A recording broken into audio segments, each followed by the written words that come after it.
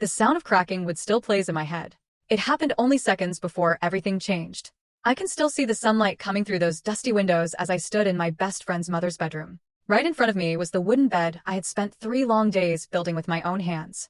At that moment, I had no idea that one small favor would become one of the most unforgettable moments of my life. Before I tell you what happened, if you believe one act of kindness can change someone's life, please like this video, leave a comment telling me where you're watching from, and subscribe to Moralverse. Stories like this remind us that kindness is still alive. My name is Ethan Brooks. I'm 27 years old. Most days I worked with my father in our small carpentry shop. It wasn't a fancy place, but it was honest work and I loved it. My best friend, Mason Carter, and I had known each other since we were little kids. We rode our bikes down the same streets. We skipped class together. We dreamed about our future. Back then, we thought nothing could ever pull us apart. But life has a funny way of changing everything. Mason moved across the country for a better job. I stayed behind to help my father after his health started getting worse. Then one afternoon, my phone rang. It was Mason. The moment I answered, I could hear something was wrong. His voice sounded tired, almost broken. He said, "Ethan, I need a favor." I didn't even ask what it was. I just said, "Tell me." He took a deep breath. "My mom just sold our old house. She's moving into a smaller place. I can't get home right now. Could you help her put the furniture together? Maybe fix a few things around the house?" I smiled. Of course. His mother had always been good to me. When we were kids, she never let us leave her house hungry. She always had fresh sandwiches waiting after we spent the whole afternoon outside. Helping her wasn't even a question. A few days later, I drove over to her new house. The place looked nice. Fresh paint, big windows. But something felt empty. Moving boxes were stacked against every wall. It didn't feel like a home yet.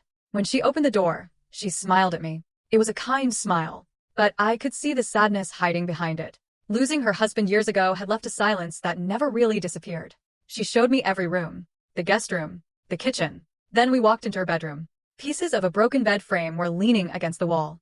She let out a quiet sigh. "The store sent the wrong parts," she said. "I've been trying to make it work." I picked up one of the boards. It was thin, cheap. I shook my head. "You deserve something better than this." She looked surprised. "What do you mean?" I smiled. "Let me build you a rail bed." For a second, she just stared at me. Then her eyes filled with relief. "You'd really do that?" "Of course." The next morning, I got to the workshop before sunrise. I picked out strong oak wood. I measured every board twice. I sanded every edge until it felt smooth. Every screw, every joint, every piece mattered. At first, I thought I was just building furniture. But after a while, it became something much bigger. I wanted her new house to finally feel like home. Every afternoon, I carried the finished pieces to her house. While I worked, she unpacked old family photos. Sometimes she would smile. Sometimes she would stop and quietly stare at a picture for several minutes. We talked while I worked.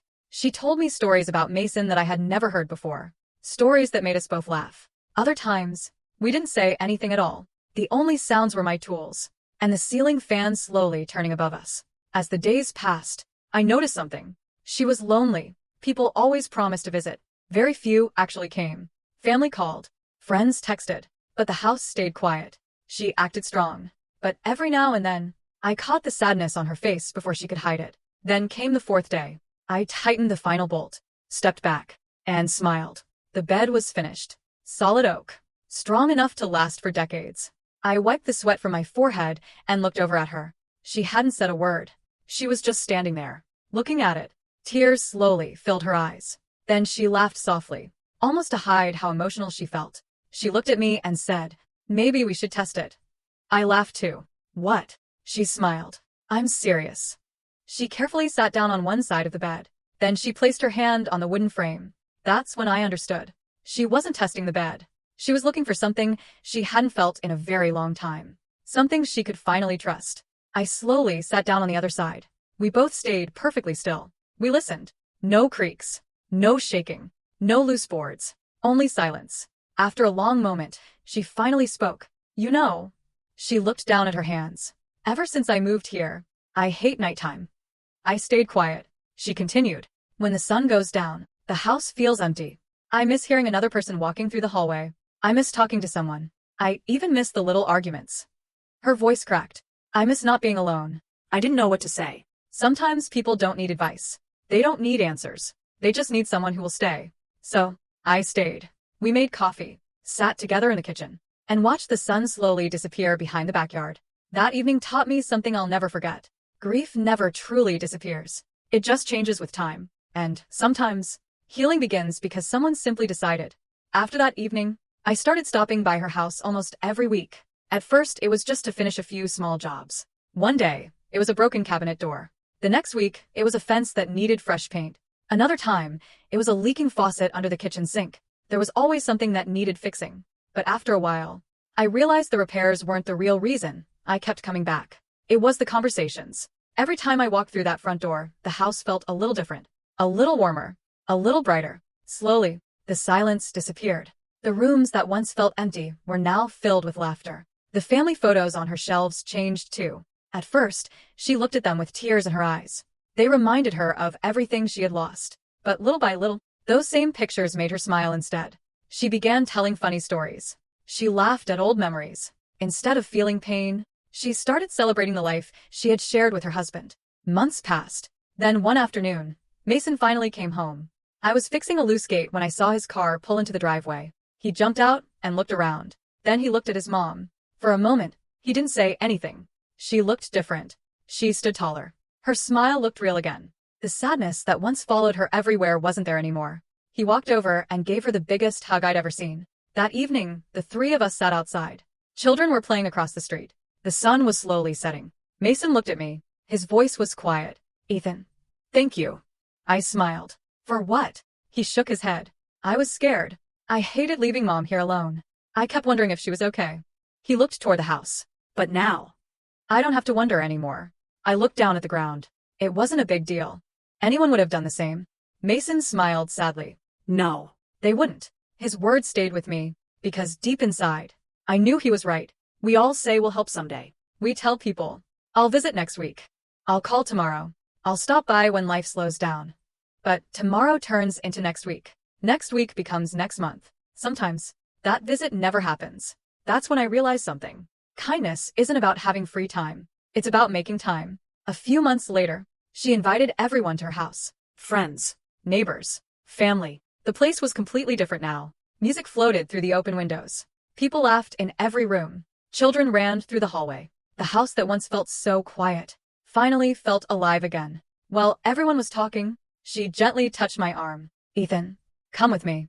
I followed her down the hallway. She opened the bedroom door. The handmade bed was exactly where we had built it. It looked just as strong as the day I finished it. She slowly ran her hand across the smooth oak wood. Then she turned toward me, her eyes filled with tears again. But this time, they weren't tears of sadness. They were tears of gratitude. She smiled. "You know, I've been thinking about this bed." I laughed softly. "I hope it's still holding up." She smiled even wider. "It is. But that's not what I wanted to thank you for." I looked at her, confused. She took a slow breath. "You didn't just build a bed. You gave me something I thought I had lost forever." I stayed silent. She continued. "You gave me hope. You reminded me that life still has good people.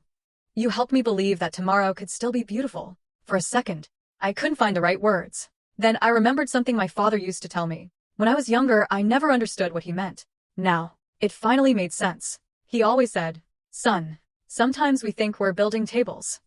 Sometimes we think we're building doors. Sometimes we think we're building beds.